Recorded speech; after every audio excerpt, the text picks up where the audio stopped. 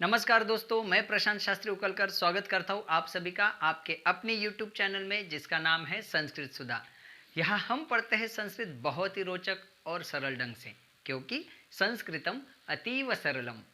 दोस्तों, आज के इस वीडियो में हम बात करने वाले हैं अनुवाद। क्या अभी भी आपके अनुवाद के वाक्य गलत हो रहे हैं? आप में से कोई दोस्त होंगे जिनको तुमको वहां जाना चाहिए, उन सबको आना चाहिए, हमें पर्यावरण की रक्षा करनी चाहिए, ये चाहिए, इस टाइप के वाक्य अगर आपके अभी भी गलत हो रहे हैं तो ये वीडियो खास आपके लिए है। तो वीडियो को अंत तक देखना मत भूलिए। जो पहली बार चैनल के साथ जुड़े हैं, वीडियो को लाइक, कमेंट, शेयर और हाँ, सब्सक्राइब जरूर कीजिए। दोस्तों, हमेशा ध्यान रखिए कि जब वाक्य में चाहिए इस प्रकार का शब्द प्रयोग होता है तो वे वाक्य लट लकार में अर्थात वर्तमान काल में नहीं बनाने होते हैं। उन वाक्यों में आपको विधिलिंग लकार का प्रयोग करना होता है। तो क्या होता है विधिलिंग लकार और इन वाक्यों का सही प्रयोग कैसे करें, बिना समय गवाए आइए देखते हैं आज के वीडियो में।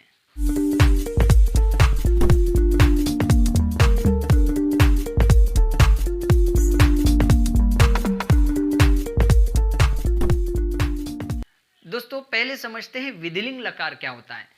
आपके अभ्यासक्रम में 5 लकार होते हैं: लट लकार, लंग लकार, लृट लकार, लोट लकार और विधिलिंग लकार। इन 5 लकारों में लट लकार वर्तमान काल के लिए, लंग लकार भूतकाल के लिए, लृट लकार भविष्य काल के लिए, लोट लकार आज्ञा अर्थ को बताने के लिए और विधिलिंग लकार विध्यर्थ को बताने के लिए प्रयोग किया जाता है। अभी विध्यर्थ क्या होता है? तो विधि अर्थ अर्थात किसी भी कार्य की विधि बताने के लिए, इसके अलावा संभावना व्यक्त करने के लिए, किसी बात का अंदाजा लगाने के लिए, किसी व्यक्ति को उपदेश या सलाह देने के लिए विधिलिंग लकार का प्रयोग किया जाता है। अब इनका एक एक उदाहरण देखिए। जैसे हम संभावना व्यक्त करते हैं कि शायद आज बारिश होगी, तो हम बारिश होने की संभावना व्यक्त कर रहे हैं, इसलिए इस वाक्य में विधिलिंग लकार का प्रयोग किया जाएगा। कभी हम अंदाजा लगाते हैं कि शायद कल वह आ जाएगा, तो जहां अंदाजा लगाते हैं वहां पर भी आपको विधिलिंग लकार का प्रयोग करना होता है। जब हम किसी को उपदेश या सलाह देते हैं, तुम्हें पढ़ाई करनी चाहिए, हम सबको पर्यावरण की रक्षा करनी चाहिए, तो ऐसे वाक्यों में भी विधिलिंग लकार का प्रयोग किया जाता है। अब विधिलिंग लकार का प्रयोग करने के लिए सबसे पहले आपको कर्ता की तालिका पता होनी चाहिए कि प्रथम पुरुष के कर्ता कौन से होते हैं, मध्यम पुरुष के कर्ता कौन से होते हैं और उत्तम पुरुष के कर्ता कौन से होते हैं। इन पुरुषों के अनुसार ही विधिलिंग लकार के प्रत्ययों का प्रयोग करके वाक्य रचना करनी होती है। तो विधिलिंग लकार के प्रत्यय कौन से हैं? ये रहे विधिलिंग लकार के प्रत्यय। अधिकांश धातुओं के साथ इन प्रत्ययों को जोड़ने पर विधिलिंग लकार की तालिका तैयार हो जाती है। पट धातु के साथ अगर हम इन प्रत्ययों का प्रयोग करेंगे तो क्रियापद इस प्रकार बनेंगे: पठइत, पठेत, पठेताम, पठेयुः, पठेः, पठेतम, पठेत, पठेयम, पठेव, पठेम।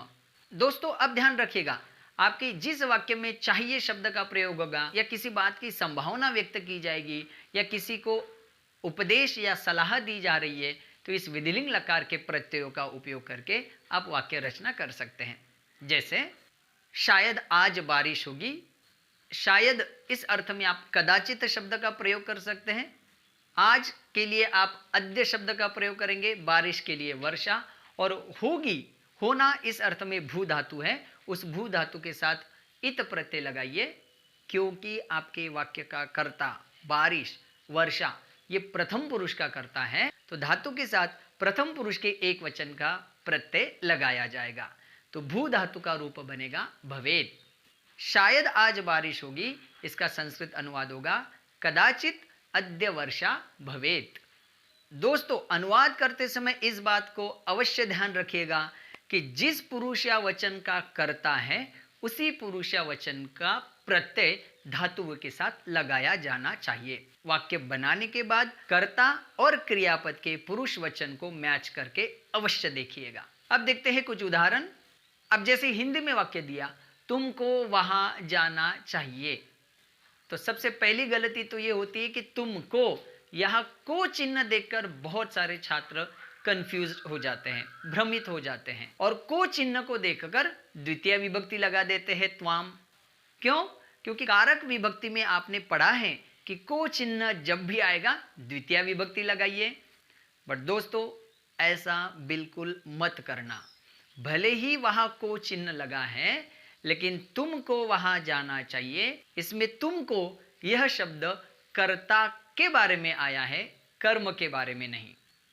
तो उस को चिन्ह को भूल जाइए और तुम यह वाक्य का कर्ता है तो उसमें प्रथमा विभक्ति ही लगाइए। तो तुमको संस्कृत अनुवाद होगा त्वम। वहां जाना चाहिए, वहां के लिए हम प्रयोग करेंगे तत्र। और जाना चाहिए तो जाने के लिए हमारे पास गम गच्छ धातु है, उस गम गच्छ धातु का इस्तेमाल कीजिए। चाहिए शब्द आया तो बेझिझक विधिलिंग लकार का प्रयोग कीजिए। अब कर्ता मध्यम पुरुष एक वचन का होने से गम गच्छ धातु के साथ मध्यम पुरुष एक वचन का प्रयोग कीजिए। गम गच्छ धातु का विधिलिंग लकार में मध्यम पुरुष एक वचन में रूप होगा गच्छे है। इस प्रकार तुमको वहां जाना चाहिए, इसका संस्कृत अनुवाद होगा त्वम तत्र गच्छे है। और आगे देखिए, अगर हिंदी वाक्य है उसको पढ़ना चाहिए। उसको, इसको चिन्ह को देखकर बिल्कुल आपको कंफ्यूज नहीं होना है। आपको फाइंड आउट करना है कि उसको इस शब्द का वाक्य में क्या रोल है। तो उसको यह वाक्य का कर्ता है और उसको को संस्कृत में कहेंगे सह। भले ही वाक्य में वह दिया हो, उसने दिया हो, उसको दिया हो, इसके लिए हम तद सर्वनाम का प्रयोग करते हैं।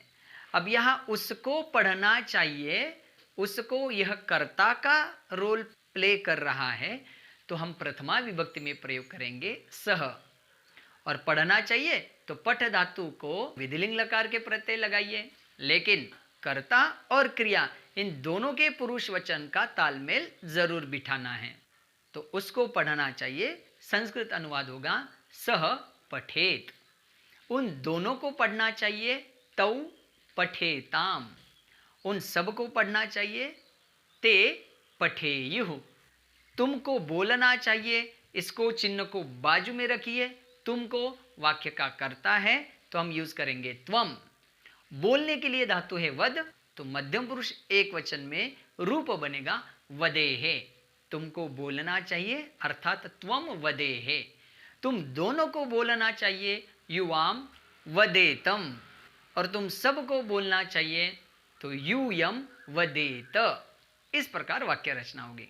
उत्तम पुरुष की बात कीजिए, मुझको या मुझे चलना चाहिए, तो मुझको या मुझे ये वाक्य का कर्ता है, इसलिए सीधे सीधे अहम इस उत्तम पुरुष का प्रयोग कीजिए। चलना चाहिए इस अर्थ में चल धातु को विधिलिंग लकार के रूप लगाइए। तो मुझे चलना चाहिए, कर्ता उत्तम पुरुष एक वचन का होने से क्रियापद में प्रत्यय भी उत्तम पुरुष एक वचन का लगेगा और रूप बनेगा अहम चलेयम, अर्थात मुझे चलना चाहिए। हम दोनों को चलना चाहिए तो आवाम चलेव, और हम सब को चलना चाहिए तो बहुवचन में वाक्य बनेगा वयम चलेम। दोस्तों इसी प्रकार के कुछ वाक्य देखिए।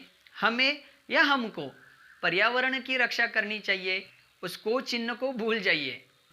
वाक्य का कर्ता उत्तम पुरुष बहुवचन में है। रक्षा करनी चाहिए इस अर्थ में अगर आप रक्ष धातु का प्रयोग कर रहे हो तो पर्यावरण शब्द बन जाएगा कर्म, उसकी लगेगी द्वितीया वयम पर्यावरणम। अब रक्ष धातु के साथ विधिलिंग लकार के प्रत्यय लगाइए तो हमको पर्यावरण की रक्षा करनी चाहिए। संस्कृत अनुवाद होगा वयम पर्यावरणम रक्षेम।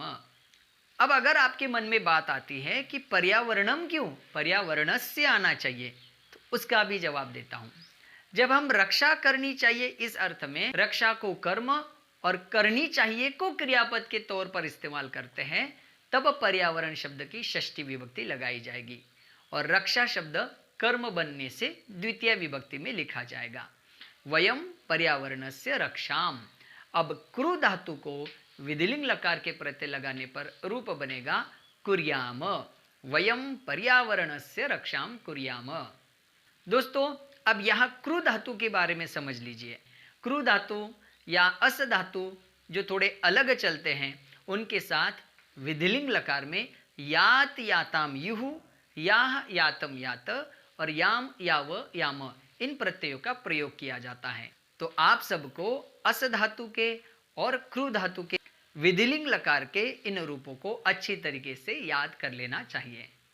तो दोस्तों इस प्रकार बहुत सारे दोस्त कर्ता के साथ लगने वाले को चिन्ह को देखकर गड़बड़ कर बैठते हैं। जब भी को चिन्ह आपके वाक्य में आएगा, आपको देखना है कि जिसके साथ वो को चिन्ह लगाएं उसका उस वाक्य में कर्ता का रोल है या कर्म का रोल है। अगर वह कर्ता होगा तो प्रथमा विभक्ति लगाइए और कर्म होगा तो द्वितीया। इन दोनों वाक्यों को समझने के लिए एक और उदाहरण मैं देता हूं। जैसे मैं तुमको देखता हूं। अब तुमको के बाद को आया, लेकिन तुमको वाक्य का कर्ता नहीं है क्योंकि देखने की क्रिया मैं कर रहा हूं। तो वाक्य का कर्ता अहम प्रथमा विभक्ति में लिखा जाएगा और तुमको इसको चिन्ह के साथ द्वितीया लगेगी। तो मैं तुमको देखता हूं, इसका संस्कृत अनुवाद होगा अहम त्वाम पश्यामि। लेकिन अगर वाक्य दिया है तुमको पत्र लिखना चाहिए, तो यहां भी तुम के बाद को है, लेकिन तुमको यह वाक्य का कर्म नहीं है, लिखने की क्रिया करने वाला कर्ता है। उस कर्ता को हमें प्रथमा विभक्ति में लिखना पड़ेगा। इसलिए कर्ता द्वितीय विभक्ति में त्वाम नहीं आएगा, प्रथमा विभक्ति में आएगा त्वम। त्वम पत्रम लिखे है। इस प्रकार जब भी कर्ता के साथ को चिन्ह आएगा, वो को चिन्ह वाला शब्द कर्ता है या कर्म है, इस बात को समझ लीजिए तो आपकी सारी गलतियां दूर हो जाएगी। तो दोस्तों, इस प्रकार आज की वीडियो में हमने देखा उपदेश या सलाह देने के लिए, संभावना व्यक्त करने के लिए या चाहिए, शुड, मॉडल ऑक्सिलरी, इन अर्थ को बताने के लिए विधिलिंग लकार का प्रयोग किया जाता है। और को चिन्ह के कारण होने वाली गड़बड़ी को भी हमने समझ लिया। आशा करता हूँ ये पूरा वीडियो आपको अच्छे से समझ में आया होगा। इसी प्रकार के कुछ और उदाहरणों को हल करने का प्रयास कीजिए। और अगर ये वीडियो आपको समझ में आया है तो वीडियो को लाइक, शेयर और चैनल को सब्सक्राइब ज़रूर कीजिए। इसी प्रकार की नई चीज़ें और ज्ञान भरी बातें लेकर हाजिर होंगे अगले वीडियो में। तब तक के लिए धन्यवाद। पुनर्मिलामः।